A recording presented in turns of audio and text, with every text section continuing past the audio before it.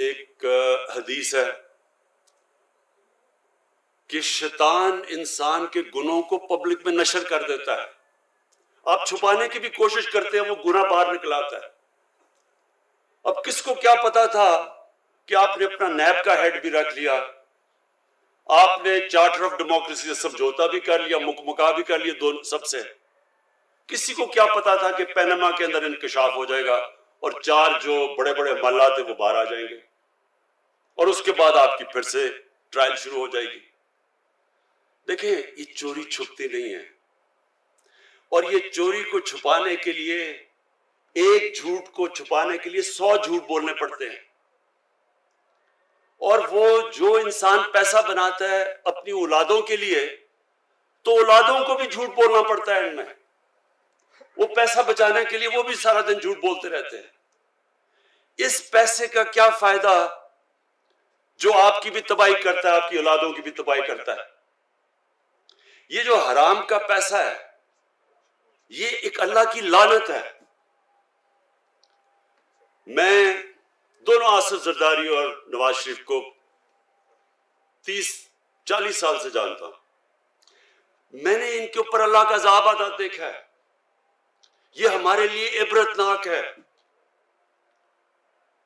اپنی زندگی میں دیکھا ان کے اوپر کہ ان کی کیا حالت بنی. کبھی جیل میں جا رہے ہیں، کبھی باہر آ رہے ہیں، کبھی جھوٹ بول کے لندن جا رہے ہیں، کبھی سعودی عربیہ جا رہے ہیں، سب کے چوری کا پیسہ بچانے کے لیے. پھر بچوں کو جھوٹ بولنا پڑ رہا ہے کہ لندن تو چھوڑو، پاکستان میں بھی کوئی پراپرٹی نہیں ہے. پھر یہ پوری اے پی ڈی ایم کیمپین کر رہی ہے. کرونا میں لوگ مر رہے ہیں، بیماریاں بڑھتی جا رہی ہیں، ہر روز اموات بڑھتی جا رہی ہیں، لیکن وہ جلسے کر رہے ہیں. پتہ ہے کہ جب لوگ جمع ہوتے ہیں تو کرونا پھیل جاتی ہے، سب کو پتہ ہے. سارے میڈیکل ورکرز، ڈاکٹرز، نرسز ہمیں کہہ رہے ہیں کہ جی پریشر پڑتا جا رہا ہے ہسپتالوں میں، اور وہ جلسے کر رہے ہیں. اس لیے کیوں کر رہے ہیں؟ چوری بچانے کے لیے. حرام کا پیسہ انسان کو تباہ کر دیتا ہے. کسی ڈاکٹر سے پوچھ لیں کہ جو سب سے بڑا بیماریوں کی جڑ ہے نا، جس سے کینسر بھی پھیلتی ہے، ہارٹ ڈیزیز بھی، بلڈ پریشر بھی، ڈائبٹیز بھی، وہ ہے سٹریس، ذہنی دباؤ. یہ سب سے زیادہ انسان کو نقصان پہنچاتا ہے. سب سے زیادہ بیماریوں کی ڈر سٹریس ہے. اور اگر آپ نے سٹریس دیکھنا تھا، ایک ہارٹ ٹاک کا انٹرویو ہوا تھا جدھر اسحاق ڈار، پاکستان کے وہ پرانے وہ جو فائنانس منسٹر، ان کی شکل دیکھ لیتے ہیں. اس پروگرام میں اس کی شکل دیکھیں تو آپ کو پتا چلے گا کہ سٹریس کیا ہوتا ہے. اگر وہ نہیں بھی اس کو ہارٹ، اس نے کہہ رہا تھا کہ میرا کوئی ہارٹ کا مسئلہ ہے، اگر وہ نہیں بھی ہے تو اسے ہو جانا تھا. جھوٹ پہ جھوٹ بولے جا رہا ہے، ساری دنیا دیکھ رہی ہے، سب دیکھ رہے ہیں.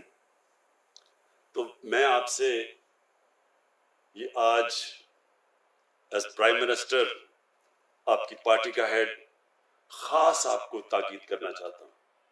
بہت بڑی ذمہ داری ہے آپ کے لیے.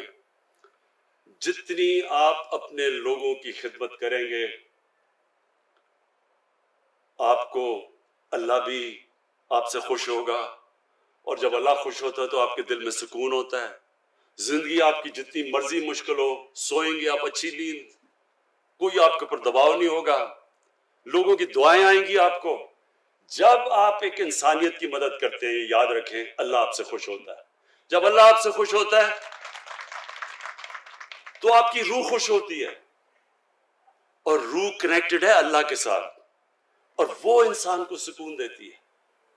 جو لیڈر ہوتا ہے، لیڈر کی جو سب سے بڑی 2 کوالٹیز وہ بہت ضروری ایک لیڈر میں ہونا ہوتی ہے: صادق اور امین. دنیا کے گریٹسٹ لیڈر ہمارے نبی صلی اللہ علیہ وسلم تھے، اور ہمیں اللہ نے قرآن میں حکم دیا کہ ان کی زندگی سے سیکھو، ان کی سنت پہ چلو. وہ گریٹسٹ لیڈر کی یہ جو کوالٹی تھی کہ ان کے دشمن بھی کہتے تھے کہ یہ سچا انسان ہے. انہی کے قدموں پہ چل کے جو میں اپنا بڑا لیڈر مانتا ہوں وہ قائد اعظم محمد علی جناح تھے۔ قائد اعظم کے بھی دشمن سب کہتے تھے کہ یہ آدمی سچا آدمی ہے۔ وہ انگریزی میں تقریر کرتے تھے قائد اعظم، عوام کو سمجھ نہیں آتی تھی، لیکن کہتے تھے جو یہ کہہ رہا ہے وہ سچ ہی کہہ رہا ہے۔ میں یہ چاہتا ہوں کہ یہ بہت ضروری ہے کہ آپ کے اوپر جو یہ اللہ کی طرف سے ذمہ داری آتی ہے، بڑی ذمہ داری ہوتی ہے کہ آپ کو ایک خاص مقام دیا ہے وزیر اعلیٰ اور وزیروں کو کہ آپ اپنے لوگوں کی زندگی بہتر کر سکتے ہیں۔ تو بنیادی یہ دو چیزوں سے نہ ہٹنا، صادق اور امین۔ ہمارے نبی صلی اللہ علیہ وسلم، ان کی زندگی آسان نہیں تھی۔ ہم قرآن میں سے ہم اپنی نماز جب پڑھتے ہیں تو ہم ایک ہی چیز مانگتے ہیں کہ اللہ ان کے راستے پہ لگا جن کو تو نے نعمتیں بخشی ہیں۔ تو اللہ کو تو حبیب ایک ہی تھا، قرآن میں تو ایک اللہ کا حبیب ہے نبی صلی اللہ علیہ وسلم۔ تو ان کی، اس کا مطلب کہ ہمیں اللہ کہہ رہا ہے کہ ان کی زندگی سے سیکھو۔ تو نماز میں تو ہم یہ کہہ رہے ہیں نا کہ اللہ ان کے راستے پہ لگا، تو ان کا راستہ آسان نہیں تھا، بڑا مشکل راستہ تھا، بڑی اونچ نیچ مشکل وقت گزارا انہوں نے، لیکن سکون تھا ان کو۔ کبھی جو ان کو دیکھتا تھا مشکل سے مشکل وقت میں ان کی شکل پہ کوئی سٹریس نہیں ہوتا تھا، کیونکہ ان کی روح خوش تھی، کیونکہ وہ اللہ کا کام کر رہے تھے، اور وہ ہے آپ کا کام۔ جب آپ اپنی عوام کی خدمت کریں گے، آپ اللہ کا کام کریں گے، اللہ آپ کو وہ خوشی دے گا جو کبھی پیسہ وہ خوشی خرید نہیں سکتا۔ میری ویژن یہ ہے کہ ایک تو جب مدینہ کی ریاست کے اوپر چلتے ہوئے ان اصولوں پہ نچلے طبقے کے اوپر ہم پورا زور لگائیں، ان کو اوپر اٹھائیں، اللہ کی برکت آئے گی اس ملک پہ۔ حضرت علی رضی اللہ تعالیٰ کا قول ہے کہ کفر کا نظام چل جائے گا لیکن ظلم اور ناانصافی کا نظام نہیں چل سکتا۔ جس ملک میں جو ریاست اپنے کمزور طبقے کا دھیان نہیں رکھتی وہ کبھی اوپر نہیں جا سکتی، یہ ذہن میں ڈال لیں، کیونکہ اللہ غریب کی تکلیف دیکھتا ہے، اس کی غریب کی جب وہ مشکل وقت میں اس کی جو آواز ہے وہ اللہ سنتا ہے، برکت نہیں آتی ان معاشروں میں۔ اسی لیے ہمارے نبی صلی اللہ علیہ وسلم نے اس کے باوجود کہ ان کے پاس وسائل نہیں تھے، انہوں نے سب سے زیادہ زور اپنے کمزور طبقے کو دیا۔